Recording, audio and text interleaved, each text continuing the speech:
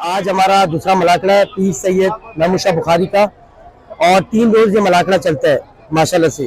तो आज ये हमारा दूसरा रोज है। सिंध बलूचिस्तान से ये पहलवान आए हुए हैं। तो इसमें जो मेले के सरपरस्त आला है सूबाई वजीर, हमारे इलाके के MPA मिनिस्टर सईद गनी भाई हैं, और उनके भाई फरहान गनी भाई हैं, जिनका खसूसी हमारे साथ कॉपरेट होता है, तावन होता है, जिसके तवज्जुह से ये मेला लगता है और ये मलाकड़ा और सारे प्रोग्राम वगैरह उन्हीं की वजह से होते हैं। पूरे सिंध और बलूचिस्तान के अंदर ये होता है, हर जगह पे होता है, जहाँ जहाँ मेले होते हैं वहाँ पे मलाकड़ा होता है।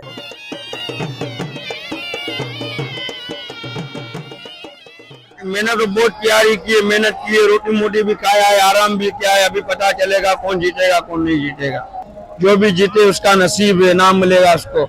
बहुत मुश्किल है, जोर लगाते आपस में, जो जोर में जीतेगा वही पास है। बहुत अरसे से लड़ रहे हैं, वो बचपन से लड़ रहे हैं। छोटा था 10 साल का, उसके बाद हम कुछ दिन लड़ाए, अभी तक लड़ाए 27 साल 45 साल लड़ा हूँ।